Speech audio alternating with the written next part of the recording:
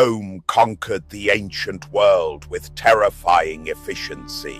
From the Atlantic coast to the deserts of the Near East, its legions advanced with a rhythm that reshaped history. Cities fell, kingdoms vanished, new provinces appeared almost overnight. But north of the Danube, that rhythm collapsed, not because Rome encountered a greater empire, but because it entered a land whose people had built their entire existence around one simple principle: endurance. For the Roman army, the first real enemy in Dacia was not a warrior, it was geography. The Carpathian Mountain system fractures the region into narrow corridors, deep valleys and steep ridges. Visibility disappears, communication slows, large formations lose cohesion. Roman warfare was designed for open ground and predictable movement. In Dacia, movement itself became dangerous. Every valley could become an ambush. Every forest could hide attackers. Every ridge could serve as an observation post. Here, terrain was not just background. It was a strategic actor. Long before Roman soldiers reached the mountains, Dacian society had already adapted to isolation. Settlements were small and scattered. Communities formed around local resources rather than centralized planning. Families combined agriculture, animal husbandry, seasonal movement between lowlands and uplands, and small-scale craft production. This created dozens of semi-independent micro-regions. From the perspective of an empire, this was inefficient. From the perspective of survival, it was almost impossible to dismantle. There was no single granary to seize, no single economic heart whose loss would collapse the region. Dacia was fragmented by design, and therefore resilient. At the symbolic and religious heart of the Dacian world stood Sarmizegetusa Regia, but Sarmizegetusa was not a metropolis. It was not an administrative capital designed to govern a province. It was part of a wider mountain system, a network of fortified ridges, terraces, and sanctuaries. Power was not concentrated inside walls. It was embedded into the landscape itself. To defeat Dacia, Rome would not need to take a single city. It would need to dominate an entire mountain world. At the head of this fragile political structure stood Decible.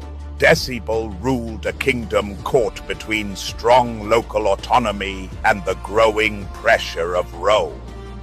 He understood something that many small states in history never accept. Dacia could not defeat Rome in open war, but it could resist it, not through decisive battles, but by transforming the land itself into a weapon. The Roman campaigns were conducted under the authority of the Emperor Trajan. Rome came to eliminate a dangerous frontier power, to secure strategic resources, to stabilize the Danube border.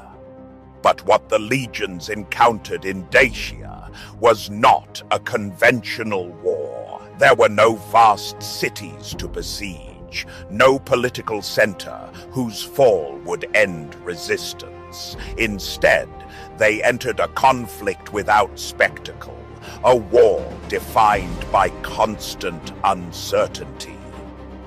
The Dacians did not fight to destroy Roman armies. They fought to exhaust them. They avoided large engagements whenever possible. They ambushed patrols in forests and narrow passes. Roman commanders were forced to defend every kilometer of movement. Every advance became vulnerable. The Dacians did not seek rapid victory. They sought time.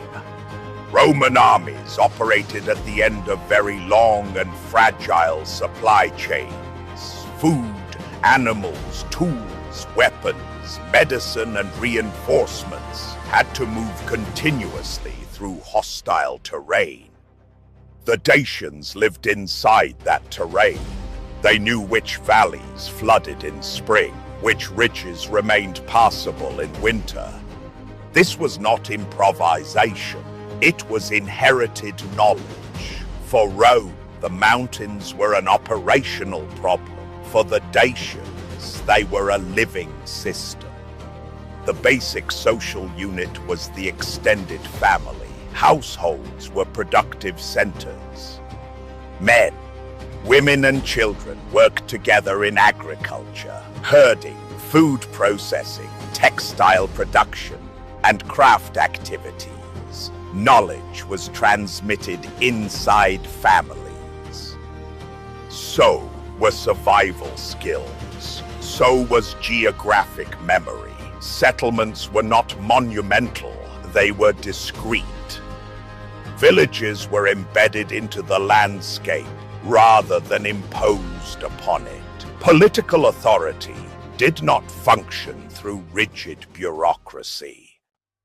It operated through networks of local leaders and overlapping loyalties. In moments of crisis, this meant resistance could continue even when central leadership weakened.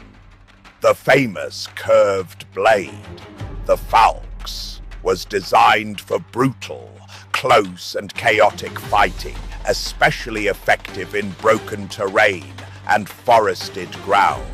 But Dacian warfare relied more on initiative than on rigid formation, more on mobility than on mass.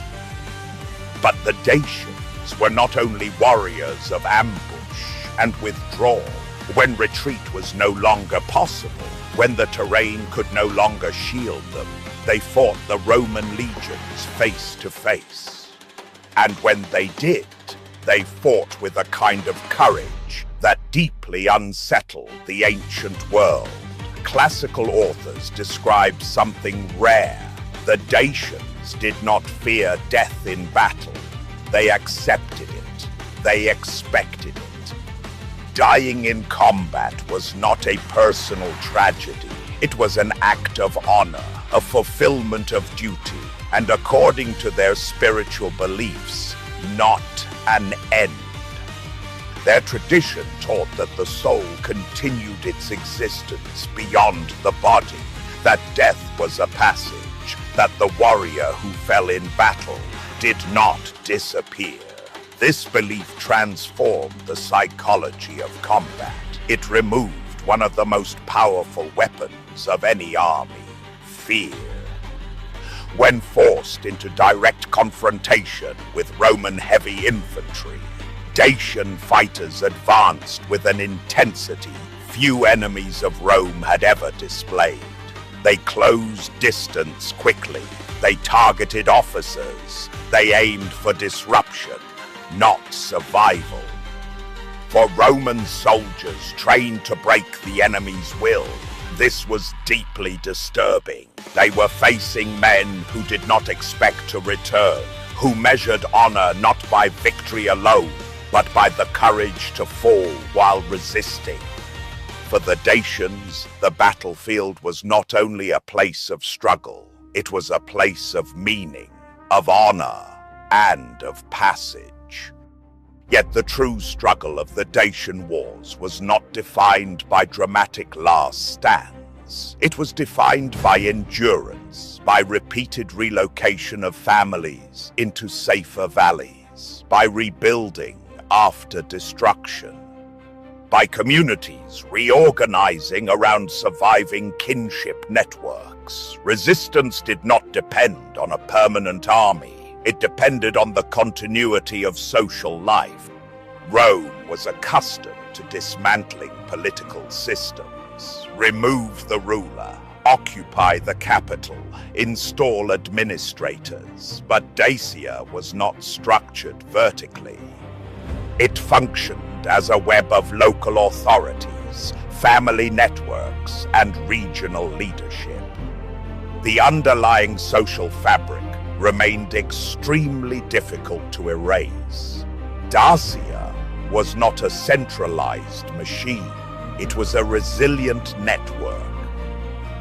Rome imposed control, not through a single decisive blow, but through sustained pressure, repeated campaigns, roads carved directly through mountains, systematic isolation of fortified zones. A new provincial center emerged at Ulpia Traiana Samizegetusa.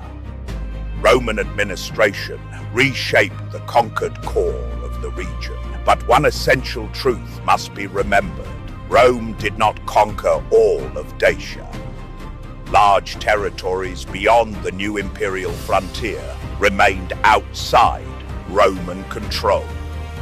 There lived the so-called free Dacians, communities that never became subjects of the empire, communities that preserved their own social structures, beliefs, and identity. Dacia was reduced, but it was not erased. The story of Dacia did not end with conquest. It transformed into a long coexistence between imperial rule and free mountain society. There is one final detail that reveals how deeply the Dacian wars affected Rome. In the very heart of the imperial capital still stands Trajan's column, a monumental stone spiral carved with thousands of figures, dedicated almost entirely to the wars fought in Dacia. The column in Rome does not only celebrate victory, it silently acknowledges resistance. Dacia was never meant to defeat an empire, but it forced the greatest military machine of the ancient world to slow down. In a world obsessed with domination and expansion, their legacy is not one of conquest. It is a legacy of resilience, of cultural survival, and of a society that proved that sometimes the hardest land to conquer is not defended by walls, but by people who know how to endure.